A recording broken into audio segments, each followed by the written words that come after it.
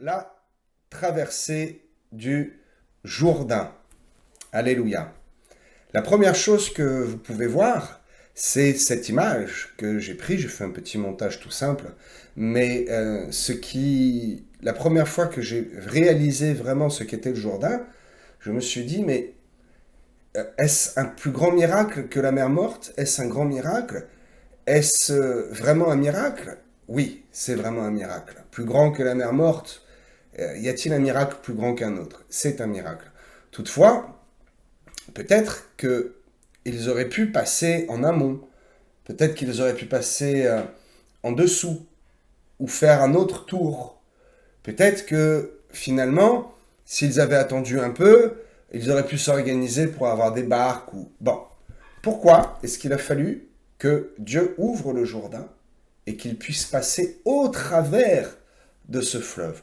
Pourquoi est-ce qu'il a fallu que les Hébreux passent par cet endroit? Nous allons le voir et j'ai préparé une petite carte que je vais vous montrer dans quelques instants. Alléluia. Donc ce soir, vous l'avez compris, nous allons parler de cette histoire qui est assez courte, hein, finalement. Voilà, je l'ai là, c'est dans Josué, chapitre 3 et chapitre 4. Voilà, une histoire qui est courte, certes, mais qui est tellement importante pour le peuple de Dieu. Et vous savez que tout ce qui concerne le peuple de Dieu, eh bien, nous concerne encore nous aujourd'hui. Je vous invite à lire vraiment 1, 2 rois, de lire Josué, ce sont des récits fantastiques. Déjà, c'est une très belle histoire, c'est passionnant. Et au travers de cela, eh bien, il y a tout un tas de détails qui nous parlent encore aujourd'hui. Alors, je vous le disais, il est important de comprendre en fait pourquoi les Hébreux passent par cet itinéraire, passent par cet endroit-là pour entrer en Canaan, parce que peut-être que vous n'avez pas la connaissance en géographie, moi non plus, j'ai regardé une carte, mais je savais quand même que le parcours qu'ils ont fait est un parcours particulier. Et en fait, c'est un peu illogique, quelque part, de prendre cet itinéraire.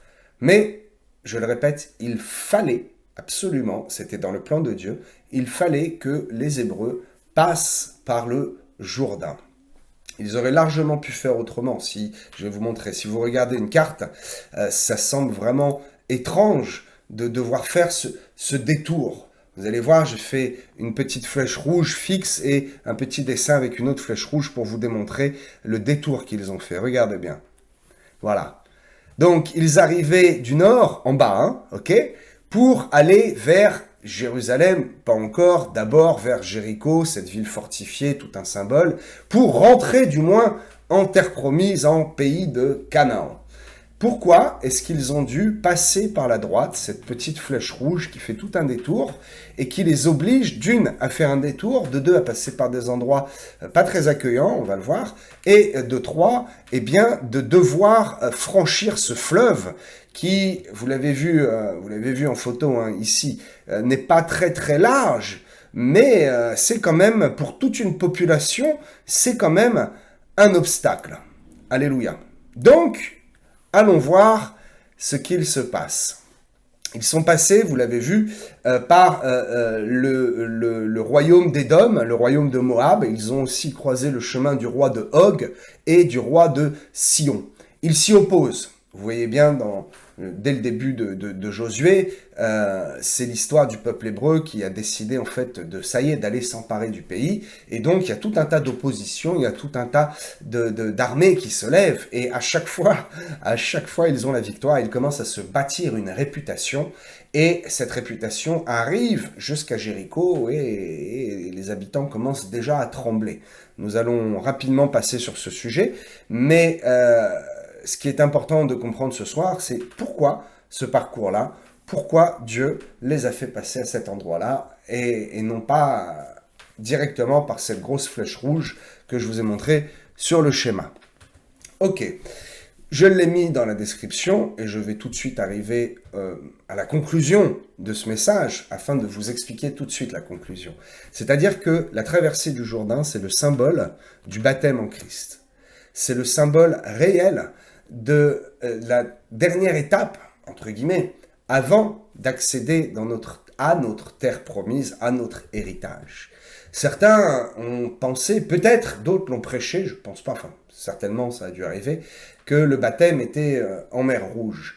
Mais nous allons voir qu'il y a eu plusieurs étapes et que Dieu est un Dieu d'étapes, est un Dieu qui travaille et qui avance au fur et à mesure avec son peuple pour ne pas le brusquer, pour le sanctifier, pour le garder et parce qu'il a un plan parfait pour nous. S'il avait un plan parfait pour les Hébreux à l'époque de Josué, imaginez aujourd'hui que Dieu a aussi un plan parfait pour votre vie.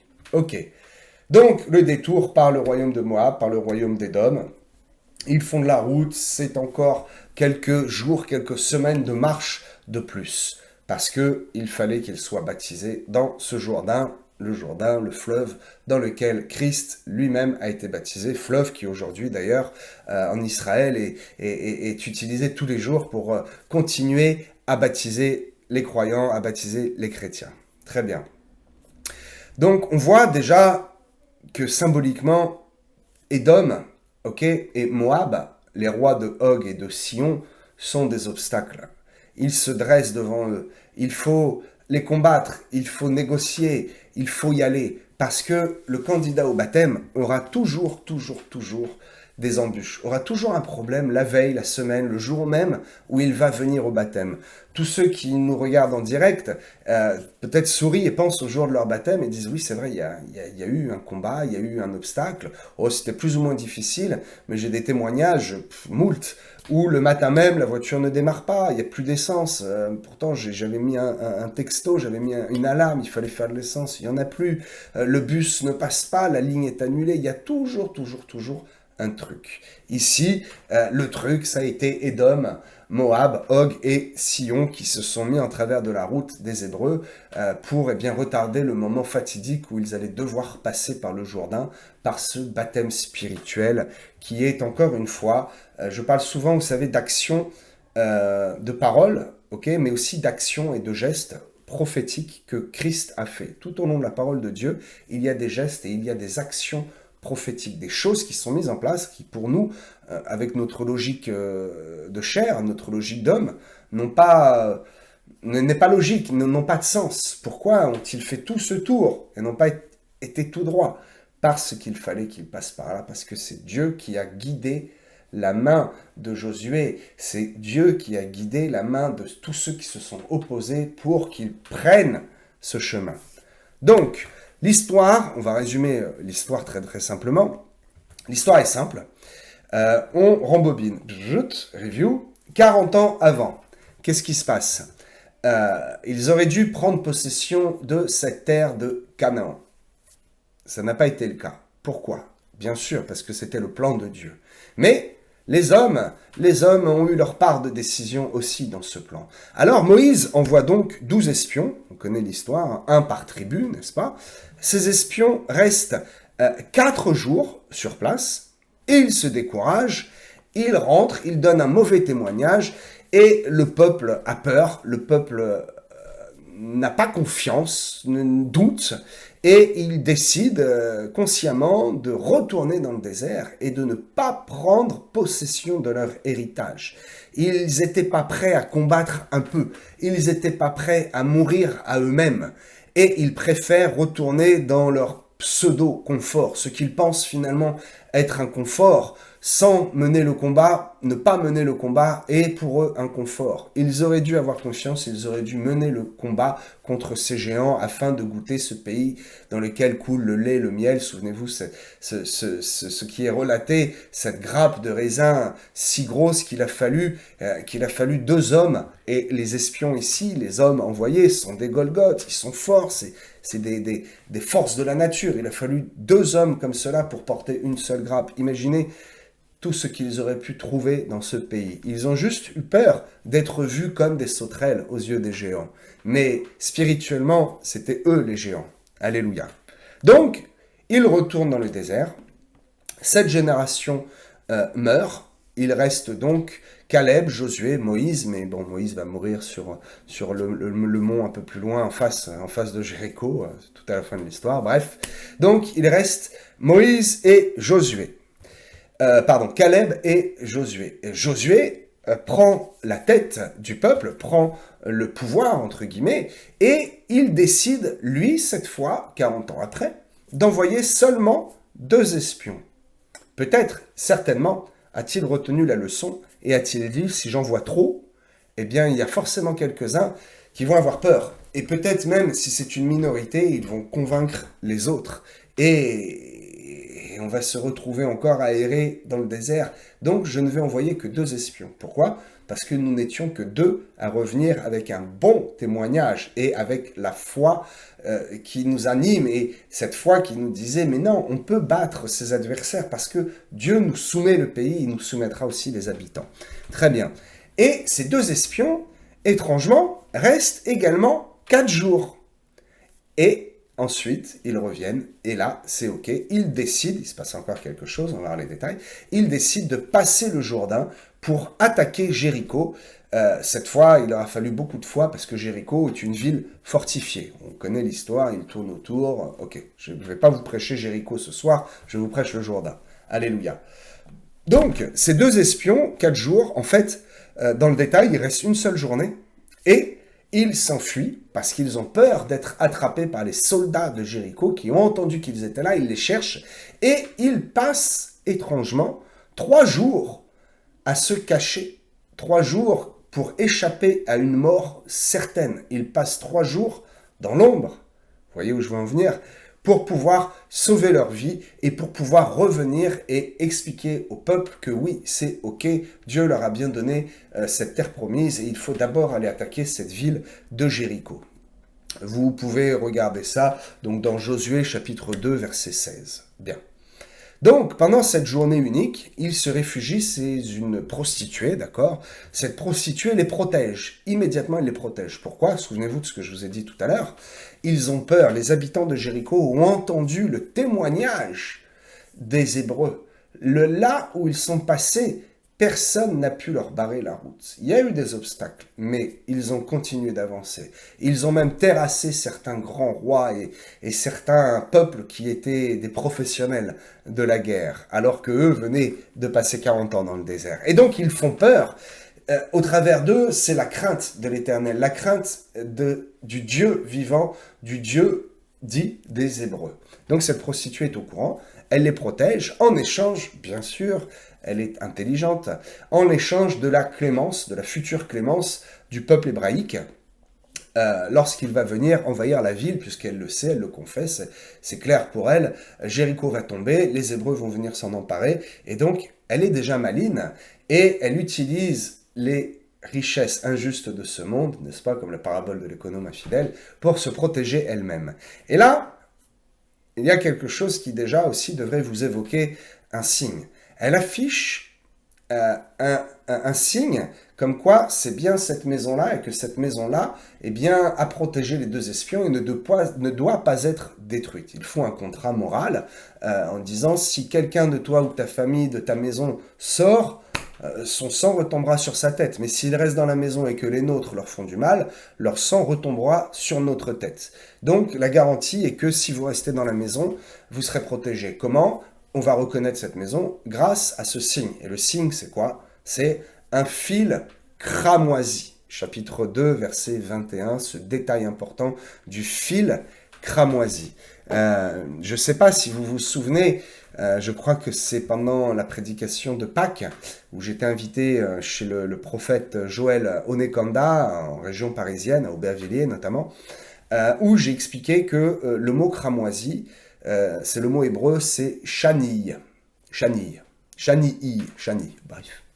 Et donc, son origine, ce que veut dire ce mot, explique que en fait, c'est une teinte, une couleur qui est obtenue à partir de quelque chose d'assez étonnant, plein de symboles, qui est obtenue à la mort d'un insecte. Lorsque cet insecte meurt sur le bois, particulièrement, il vient mourir dans le bois. Lorsqu'il meurt, eh bien, son sang prend une couleur au moment de sa mort sur le bois. S'il meurt ailleurs, ça ne fonctionne pas, il meurt sur le bois, prend cette couleur et cette teinte particulière cramoisie, cette pigmentation, ce liquide, je sais pas, cette matière, je sais pas comment je peux dire, qui sera utilisée par la suite, récoltée et utilisée pour teindre les vêtements. Voilà, c'est donc un ingrédient qui prend tout son sens, puisque Christ est mort sur le bois, et c'est avec son sang que nous avons été lavés de nos péchés. Voilà la signification et le symbole de cette bête étrange qui meurt sur le bois et qui donne cette couleur. Voilà, elle sert à rien, tout le long de sa vie, elle sert à rien. Cette bête ne vit que pour une chose, donner cette couleur et cette pigmentation cramoisie. Donc cette femme bien éclairée, prophétiquement, choisit de mettre sur le rebord de la fenêtre, sur la planche de sa porte, bref, un signe visible d'un fil cramoisi. Bien. Continuons à regarder et à noter quelques détails qui vont vous convaincre que oui, le passage par le Jourdain est bien un baptême en esprit et un baptême spirituel. Il annonçait prophétiquement, encore une fois, le baptême de Christ et le baptême de tous ceux qui allaient connaître le Messie, celui qui manifeste toutes les prophéties anciens testamentaires. Alléluia. Chapitre 3, verset 2. Il est écrit, donc je prends à partir du verset 1. Allez. Josué s'étant levé de bon matin, partit de Sittim avec tous les enfants d'Israël. Ils arrivèrent au Jourdain et là ils passèrent la nuit. Donc ils arrivent et forcément, c'est le soir, ils se posent. Ok. Au bout de 3 jours, les officiers parcourent le camp. Il se passe quelque chose au bout de 3 jours. Pourquoi attendent-ils ici 3 jours? Qu'ils passent la nuit, soit. Mais à aucun moment, il est écrit que le peuple a faim, que le peuple est fatigué, qu'il a besoin de se ressourcer. Pourquoi 3 jours? C'est très symbolique. Il prépare ici, pendant 3 jours, le peuple à partir. Au verset 4, il est écrit « Vous n'êtes pas passé par ce chemin ». Alors, bien sûr, il ne s'agit pas seulement de quelque chose de physique. Bien sûr qu'ils sont encore jamais passés par là, c'est une évidence. Pourquoi cette précision? Parce qu'il s'agit de quelque chose de spirituel. Puis, au verset 14, il est écrit « Le peuple sortit des tentes ». Bien sûr, ils n'allaient pas traverser le Jourdain dans leur tente. Pourquoi cette précision? Pourquoi est-ce qu'il nous est dit qu'ils sortent de leur tente? Parce qu'ici, c'est significatif d'une zone de confort dans laquelle ils ne veulent plus. Ils choisissent volontairement de sortir de leur zone de confort pour traverser le Jourdain, pour, je dirais pour aller un peu se mouiller, un peu s'engager. Bien. Donc les 3 jours, au bout de 3 jours, les officiers qui préparent le peuple, les 3 jours, c'est bien sûr une référence aux 3 jours où Christ est passé de la mort à la vie. L'expression « vous n'êtes pas passé par ce chemin », c'est parce qu'en fait, il ne s'était jamais vraiment individuellement approché de Dieu. Il ne s'était jamais vraiment sanctifié individuellement, à part bien sûr par les sacrifices, par tout ce qui est obligatoire. Ici, ce chemin, c'est une préparation. Ce chemin, vous n'êtes pas passé par ce chemin, et ce chemin, c'est du Jourdain. Bien sûr, ils ne sont pas passés par le Jourdain, et il faut qu'ils y passent afin de se sanctifier, afin d'obéir à Dieu et de réjouir le cœur de notre Seigneur. Le peuple qui sort des tentes, donc ils sortent de leur zone de confort, et au-delà de cela, ils se réveillent, ils ne dorment plus. Que font-ils dans leurs tentes? Ici, on comprend que les tentes, c'est là où ils dorment. Ils ne passent pas leur journée, c'est pas comme une habitation. La tente, c'est juste pour se poser le soir. Et à cette époque-là, à cet endroit-là, on vit dehors, d'accord? Donc, ils sortirent de leur tente, ils sortent de leur zone de confort, ils ne dorment plus. Ok, tous ces symboles nous font vraiment comprendre que, oui, la traversée du Jourdain, c'est un baptême pour les Hébreux. Avant qu'ils aillent prendre leur héritage, avant d'entrer en terre promise, il a fallu qu'ils soient mis à part, qu'ils soient morts à eux-mêmes pendant 3 jours, afin d'être sanctifiés, d'être préparés pour leur héritage. Alors, si vous voulez analyser un peu d'une façon plus globale, revenons bien en arrière. Il y a d'abord la Pâque, puis la traversée de la mer Rouge, puis le Jourdain. Il y a beaucoup de choses entre deux. Mais j'ai pris ces 3 symboles pour vous expliquer le cheminement du peuple de Dieu et également le cheminement du chrétien. Donc, la Pâque, c'est le symbole de la révélation que Dieu existe et qu'il sauve de la mort. Là, les Hébreux voient vraiment la main de Dieu les concernant. Ils ont vu la main de Dieu, au travers des plaies de l'Égypte. Mais là, c'est Dieu qui vient pour les sauver de l'ange de la mort. Ils voient ici un Dieu qui existe réellement pour eux, pour leur démontrer que en lui, nous avons la vie et la vie en abondance, la vie éternelle. La traversée de la mer Rouge, ici, c'est le symbole du miracle de la foi. Est-ce leur foi qui a produit le miracle? Certainement aussi. Moïse a étendu les mains. Souvenez-vous, la prédication sur étendre les mains ou lever les mains, la différence. Moïse étend les mains et certainement les Hébreux ont douté. Toutefois, l'armée de Pharaon pressait derrière. Donc ils ont fait ici une expérience de la foi. Voyez-vous? Parce qu'il a fallu la foi. Est-ce que peut-être quelques-uns se seraient dit, vaut-il mieux être tué d'un coup d'épée, peut-être rattrapé, être esclave et vivre, plutôt que de mourir enfoui sous des tonnes d'eau, mourir par noyade? C'est une mort horrible. Donc oui, ils ont eu la foi, ils ont fait cette expérience de la foi que l'eau de la mer Rouge ne les recouvre pas. Et là, ils sont prêts, donc 40 ans plus tard, à traverser le Jourdain. Ils sont prêts à être baptisés en Christ. Ils sont prêts à commencer une nouvelle vie dans leur héritage. Bien sûr, vous l'avez compris, il y a encore des combats. Bien sûr, il y a des combats pour accéder à cet héritage. Tout comme les Hébreux ont combattu Édom et Moab. Et ils ont combattu l'adversité spirituelle également. Mais une fois qu'ils ont traversé le Jourdain, ils ont accédé à leur héritage. Mais leur héritage, il a encore fallu qu'ils aillent le conquérir en entier. Il y a des combats avant le baptême, il y a des combats après le baptême. Mais lorsque nous aurons notre héritage céleste, qui n'est pas la terre de Canaan, qui n'est pas Jérusalem, mais qui est la Jérusalem céleste, il n'y aura plus à ce moment-là absolument plus aucun combat. Toutefois, pour y arriver, même après notre passage par le Jourdain, même après être passé par le baptême, il y a encore des combats, il y a encore de l'adversité. Donc, d'abord, Dieu délivre. D'accord? Dieu délivre de la mort qui attendait dehors et qui rôdait. Tous les premiers-nés auraient dû mourir. Dieu les délivre ensuite de la main des poursuivants et il fait un miracle. Il les fait marcher par la foi en les faisant passer par la mer morte. Puis, 40 ans plus tard, il les sauve complètement en leur donnant cette terre de Canaan. Il les sauve au travers du baptême spirituel en les faisant passer par l'eau du Jourdain. Alléluia. Nous comprenons que ce Canaan est en fait pour les enfants de Dieu.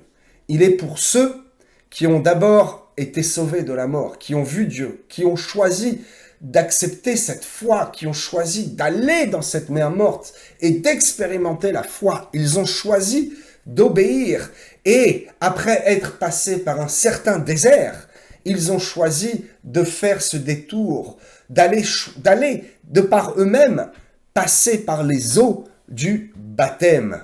Alléluia, merci Seigneur, parce que tous ceux qui ont cru en ta promesse, tous ceux qui ont manifesté leur foi, ont en héritage la terre de Canaan. Et la terre de Canaan pour nous, bien sûr, ce n'est pas la terre de Jérusalem, mais c'est notre Canaan céleste. Alléluia, alléluia. Les seuls qui ont survécu et qui ont goûté à cette terre promise physique, c'est Caleb et Josué, parce que eux seuls ont cru depuis le début et se sont comportés d'une manière exemplaire. Où sont-ils pendant 40 ans? Ils ne font pas parler d'eux, ils sont dans le peuple, ils savent que le peuple a fait une erreur et ils filent droit, ils obéissent, ils ne font pas d'erreur. Même pendant l'épisode, je vais vous dire, même pendant l'épisode du veau d'or, donc avant, je suis certain que ces deux hommes-là, eh bien, se tenaient droit. Ils étaient jeunes, très certainement, ils étaient très jeunes, mais ils étaient déjà choisis de Dieu et ils étaient déjà élus parce que ce sont ces deux-là qui ont vécu le départ et qui ont vécu l'arrivée, mes amis. Vous savez où je veux en venir. Attachez-vous à la promesse, plus que jamais dans ces temps obscurs. Ne soyez pas de ceux qui n'ont pas cru et qui préfèrent rester à tourner en rond dans le désert, de ceux qui ont cru à moitié, mais qui ne veulent pas se lancer, qui ne veulent pas sortir de la barque pour aller à la rencontre de Christ, qui ne veulent pas traverser leur propre Jourdain. N'est-ce pas? Ne faites pas partie de cela, mais faites partie de ceux qui ont été sauvés de la mort, qui ont manifesté leur foi et qui ont, après avoir été au baptême, qui ont continué à combattre dans leur vie le bon combat afin de s'emparer de toutes les promesses que Dieu vous a faites dans votre vie personnelle et également les promesses que Dieu nous a faites au travers de la parole de Dieu. Cela nous parle vraiment, vraiment très fort aujourd'hui. Parce que je ne veux surtout pas que les tribulations à venir soient votre désert. Voyez-vous que parce que vous ne voulez pas vous engager à traverser l'eau du Jourdain, vous restiez de l'autre côté, pendant qu'une partie des enfants de Dieu vont prendre possession de leur Canaan céleste. L'enlèvement. Faites partie de l'enlèvement.